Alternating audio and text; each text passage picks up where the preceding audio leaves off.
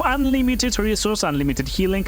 I got 100% stealing gold, and that's unlimited source of gold. But next tip will blow your mind. Critical hit is still one of the most rare achievements in Baldur's Gate 3. So, hail and matches adventures. Today I will show you how to get this hardest achievement pretty easy. So you will understand how to beat this game on Tactician mode by using unlimited resources, unlimited camp supplies, unlimited gold, extra tips and much more. But everything always starting with the party. To make your walkthrough easier, you need balanced and good party. I won't go too in-depth in builds, I got separate video for this, more on that later, but for now let me show you best party for easier playthrough in my opinion. First character, and this could be your main character, will be Paladin Sorcerer, or Sorcadin, how we call it. To build him you basically need high charisma from the start, a little bit of con and a lot of strength. Get heavy armor and basically that's it. You need some big weapon like pike or trident or whatever, because I recommend focusing on 2 feats. 1 feat will be Great Weapon Master All In.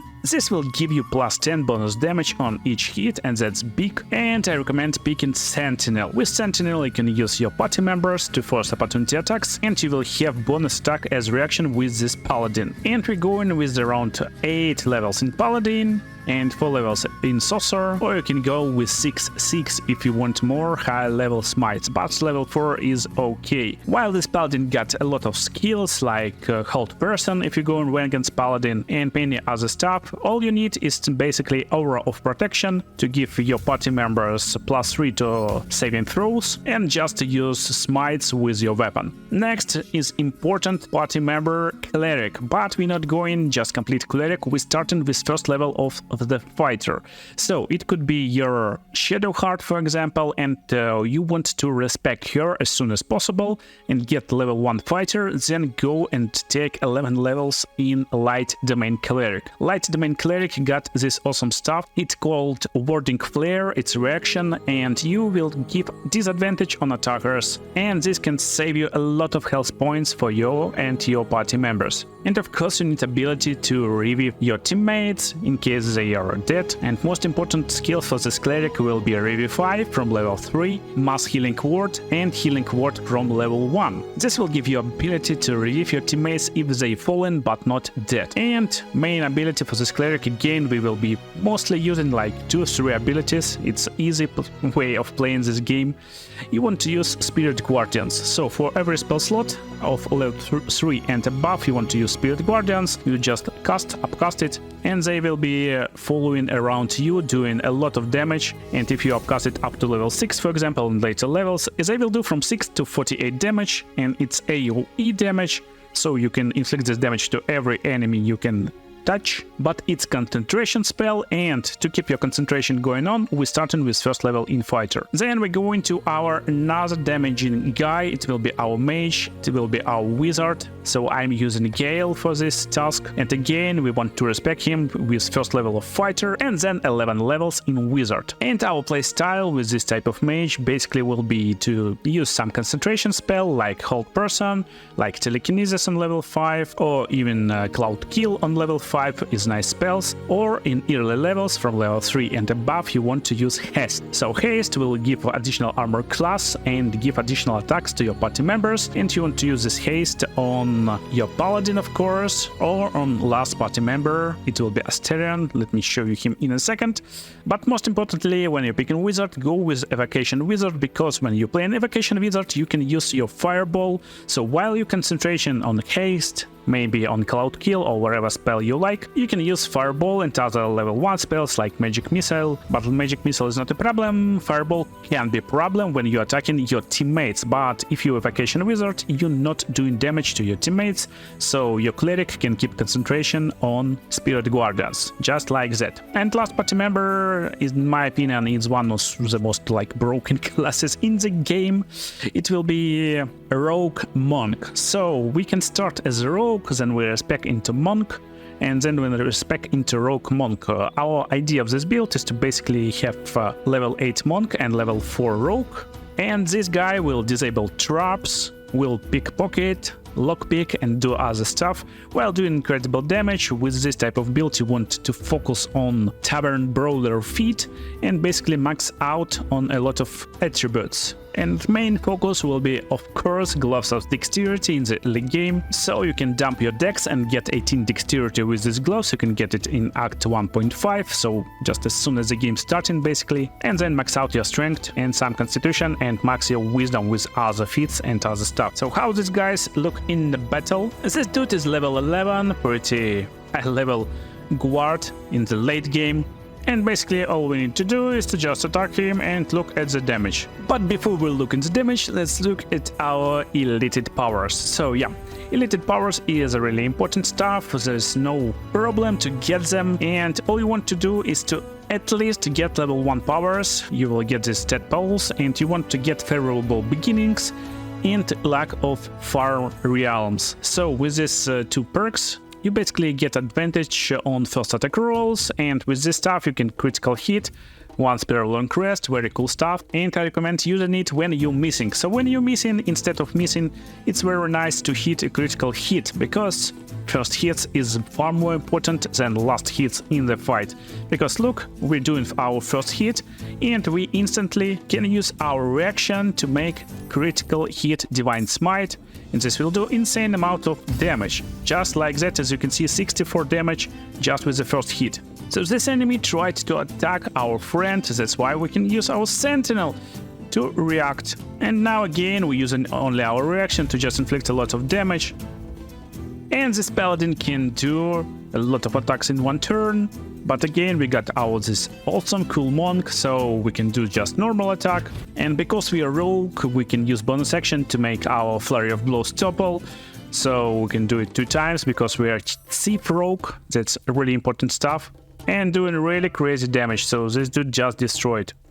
So we used all our bonus actions, but we can do normal actions with a lot more attacks. It's this type of monk, a rogue monk. And as I told you, we got this awesome wizard, which can use evocation spells like Fireball, for example. As you can see, it's the evocation spell, you can upcast it, and it won't do any damage to your allies, only to your enemies. Crazy and insane stuff. At the same time, gameplay of this awesome lady will look like this. You just cast Spirit Guardians and run around. On the next turn you can use Radiance of the Dawn, very nice AoE damage. As you can see, radius is really big. So that's our gameplay, that's our strategy. Easy, straightforward, working just like clock. And why it's cool to play as Paladin as your main character? Because he high charisma, so we will have more favorable outcomes in dialogues and have nice playthrough. So next tip can come online pretty easily, pretty fast, because right now I showed you how these dudes will fight in the late game, but what to do in the early game, how you can utilize all the cool spells. So as soon as you get access to this Feign Death Necromancy spell from level 3, you can do it pretty fast. It's around Act 2, from the start of Act 2.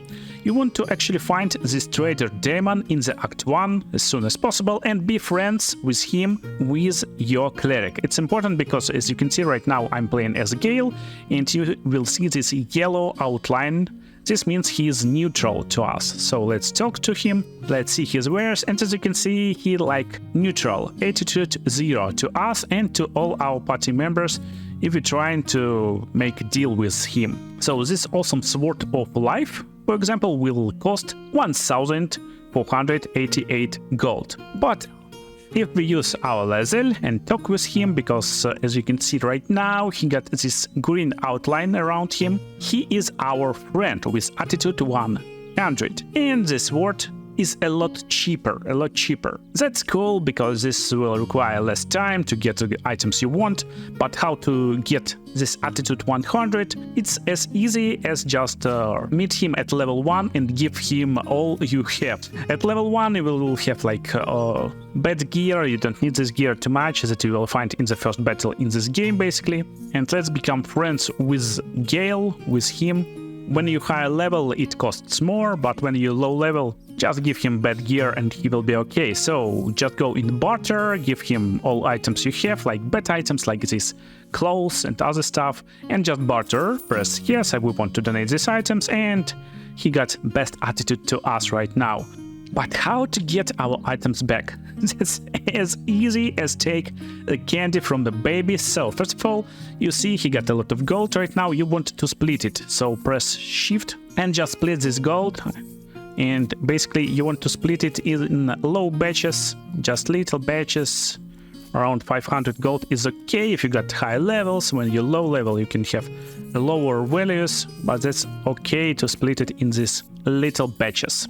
So why we want to do this split, I will show you just in a second. First of all, this trader is always in some uncrowded areas where, as you can see, there is no one nearby, and it's kinda easy to steal from him. And one of the easy way to steal, you just go and enter turn-based mode with your rogue, and that's why I recommend starting as rogue. It's around level 4, you want to switch.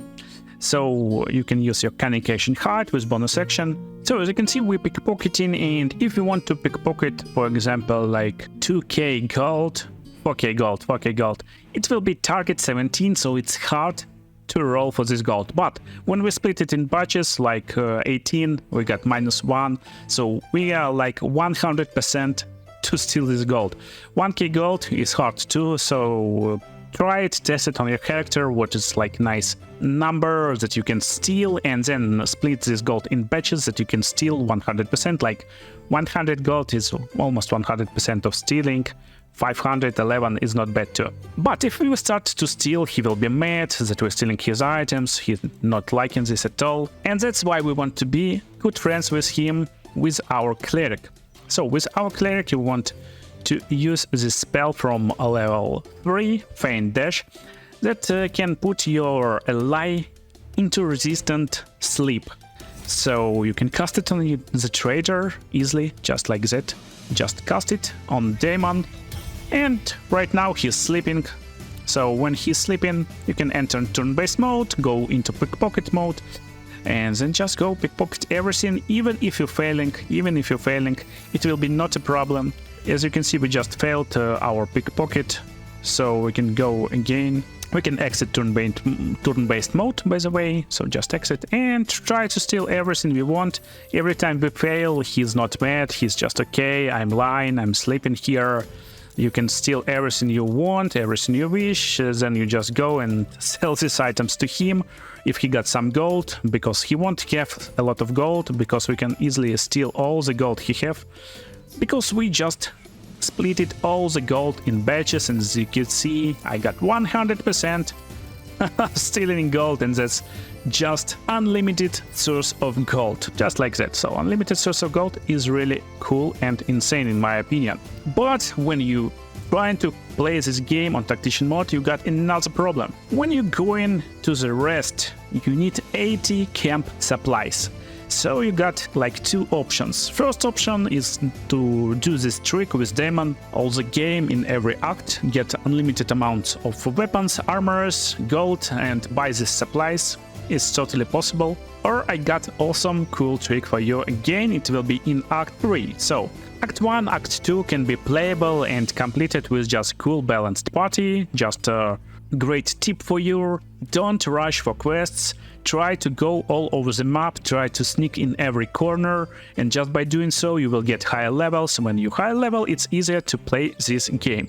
But next tip will blow your mind. So I guess this tip will even blow mind of developers, because they thought they just fixed this, but they don't, and I guess it's working like intended.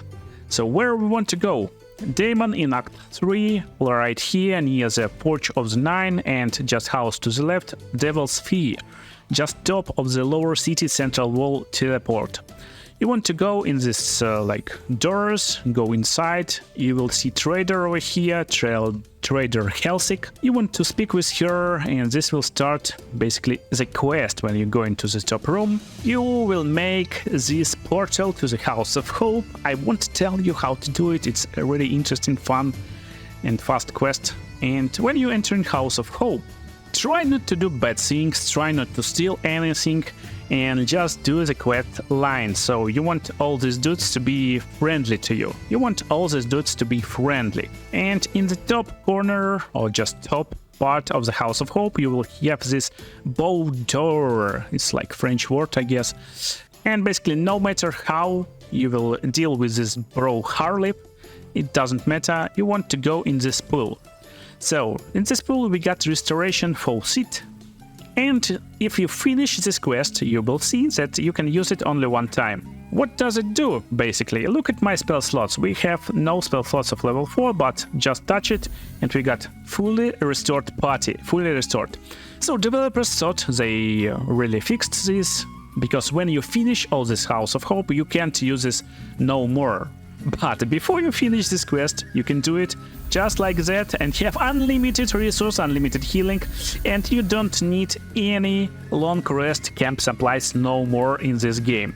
But that's not coolest part. Next tip again will blow your mind. So what you can do actually, by using this tip you can use level 6 spells if you're like already know this. So what level 6 spells we got from our friend Cleric? Of course we got awesome Planar Ally and Hero's Feast, and we can use Heal or Bleed Barrier or Harm after that. So how we do it? Basically we summon our Planar Ally. I like Genie, he's cool, so let's summon him. Right now, as you can see, he got 161 health points, but we can use 8 upcasted to level 6. So just use this Restoration Portal, Restoration Faucet, then upcast 8 to level 6. Now he will have 186 health points, and again all your party is buffed. Again, use this Restoration Faucet and use Hero's Feast from level 6 conjuration spell.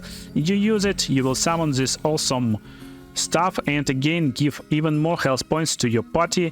And this feast supplies will give you around 40 or 80 feast supplies. If you know already, if you know how this working, you can do it one more time and just as many times as you want. And basically just like that, you can do unlimited camp supplies. Unlimited camp supplies is really important and cool stuff, especially on tactician mode where you need these 80 camp supplies to full rest. But you don't need to full rest no more after you unlock this future. So we got this buffed Genie, very cool Genie. Again, you can use all your spell slots you want and just use Restoration Faucet and go into the fight with level 6 spell. You can use Harm if you want, you can use Upcasted Spirit Guardians, and basically you can do this with every party member that got some spell slots, got some buffs if you want to use them. So basically every now and then just come here, restore yourself, restore your party, and you don't need to go on the long rest anymore. But that's not all, because House of Hope got some cool stuff. Actually, in my opinion, final of House of Hope, final stuff that you will get is not too beneficial for you to like finish the game. So you can use these tricks I just showed you. You can use these tricks easily and you will have nice time with unlimited camp supplies. Just get camp supplies around like 2-3k and you can use long rest after every fight in Act 3. But here's our library, and we got these librarians, we got archivists. What they doing, they basically looking after us so we're not stealing anything, because there's like cool items. Gauntlets of Heal Giant Strength right here in the House of Hope, to the left in the archive. So you come in nearby, archivist coming after you, he will see what you're doing, and as you can see, this is very cool gloves that will give you flat 23 strength. But our problem, how we get it. If you try to steal this item, there will be a problem. Everyone will become hostile and will try to attack you and your party, and you won't be able to use this Baldurs again. So how we can do it? It's actually pretty easy. First of all, you want to enter turn-based mode, of course, that's like step number 1. And while you are in this mode, use scanning action dash from here, so from far away from these gloves, come nearby, that's like important stuff. And as you can see, when you're far away, that's totally okay. This dude will rotate even in turn-based mode, but he will rotate towards like nearby ally.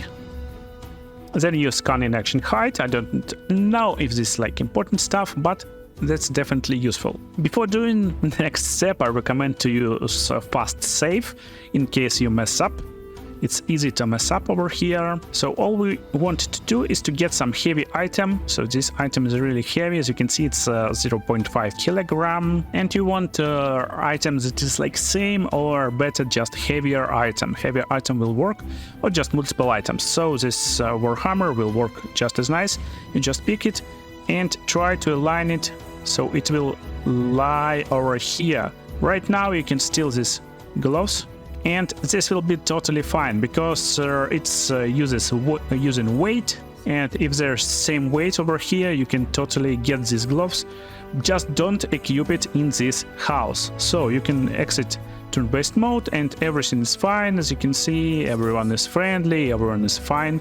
But if you equip it, they will be hostile, so don't do it. Same for this amulet.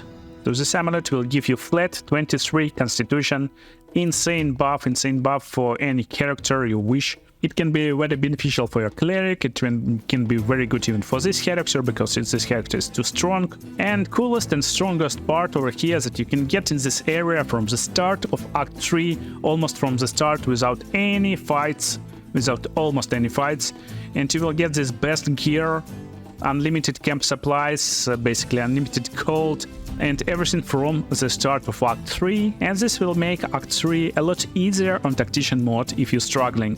But if you're struggling, even with these tips and even with these buffs, even with this awesome broken party, you want to use next tip. So for next tip, we're going into camp. Next tip is, of course, just go and disband your party. So Gale, goodbye. Asterion, goodbye. And I will show you how this works right now. But again, you want to disband all your party, talk to wizards.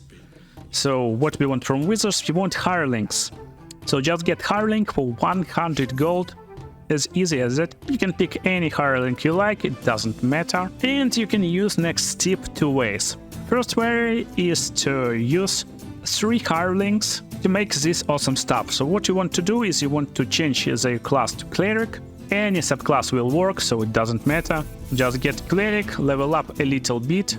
And you want to hit at least level 3 as cleric to get this warding bond. So that's like main stuff you want to get from the clerics. And how this stuff work? Basically, when you're bonding with your ally, they will get resistance to all type of damage, +1 armor, and each time they taking damage, your cleric will take damage for them, half of the damage.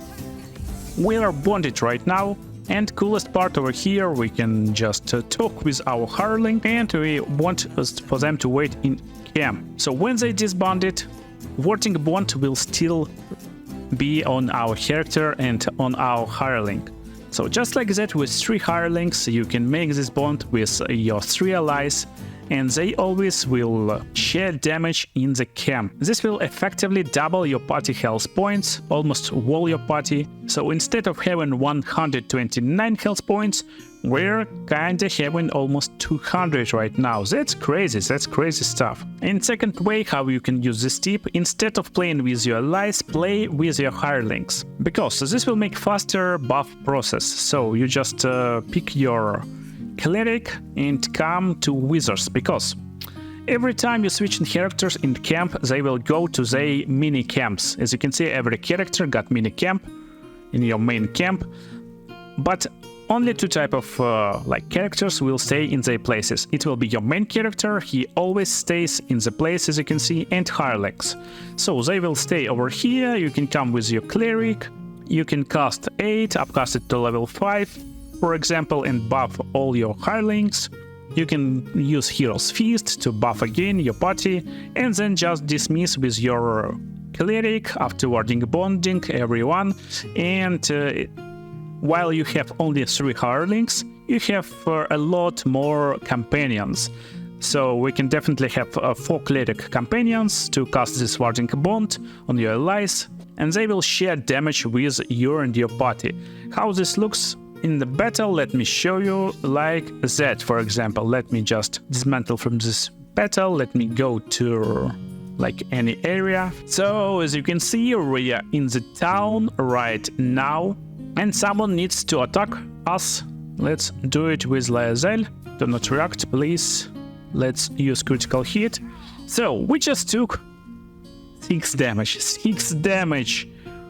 6 damage from weapon with +3 enchantment. Why is it is? Because actually we rolled for 12 damage, but with our heavy armor and with our resistance we taken only 4 damage and only 2 radiant, because we got resistance to all types of damage, as you can see. What's happening in the camp? So this dude need to go to the camp, and as you can see in the camp right now, Madala Dedai taking damage for us.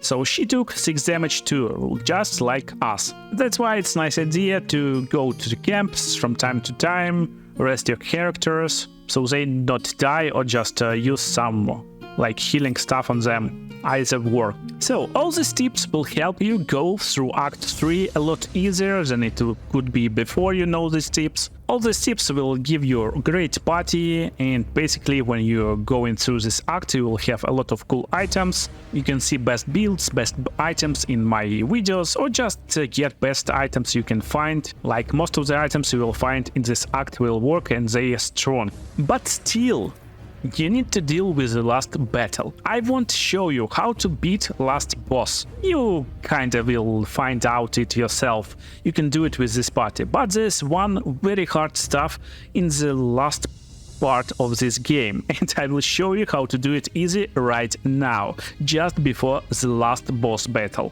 So, just before the last battle, you will see a lot of friends who will help you in the last battle, basically. And there will be a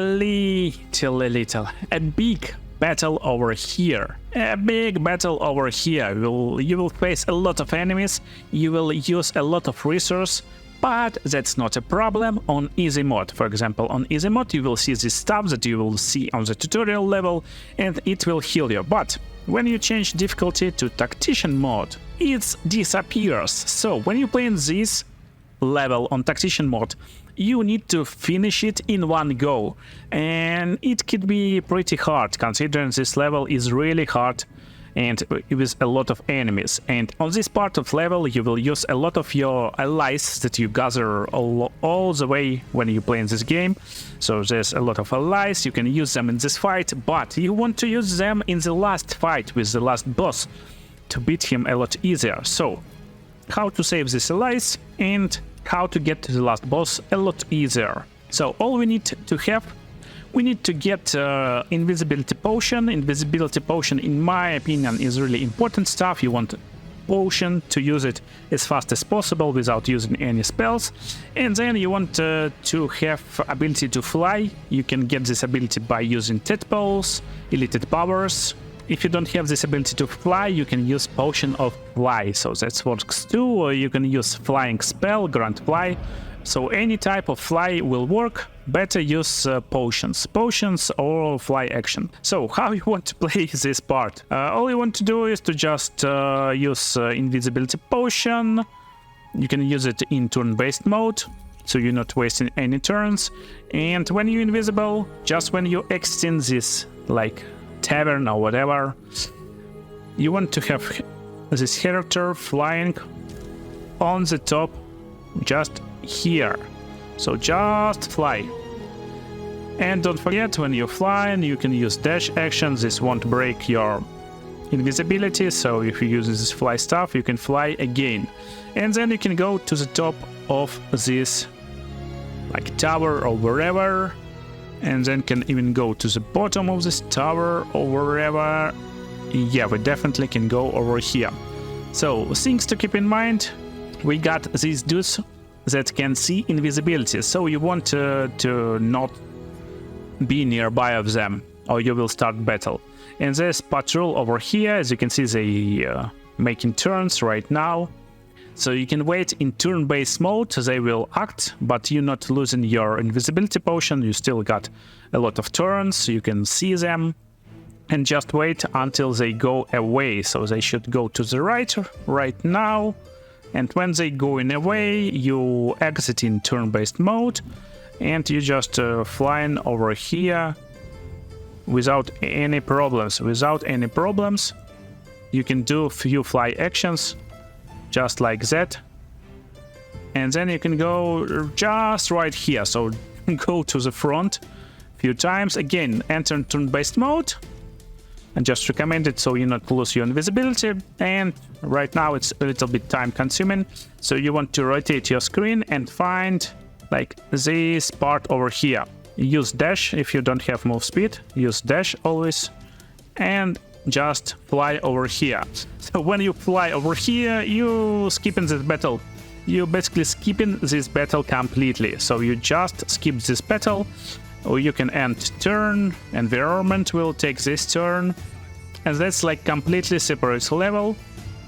Again, it can be pretty hard, but there's no invisibility spotters over here, so we can use dash and you can just use fly action, and you can need to go to the top over here, end your turn, then again use dash, so it's basically 3 turns, just fly. One time, fly one more time to the gates. This guy's defending, but they're not too good at this stuff. And just enter these gates. After this, there will be cutscene, and that's basically it. Because on easy mode, there will be one more restoration pod over here. So let me just turn this mode. So on balanced, on explorer, there will be restoration stuff, but when you play in this on tactician, there will be no restoration stuff over here, and by using this stuff, you came to the brain stem, and this will lead you to the last battle. With all the tips in this video, last battle won't be a problem for you. You will definitely win this after a few tries maybe. And if tips was enjoyable, helpful, leave a like button, subscribe and watch other videos on the screen right now. See you in the next videos, guys.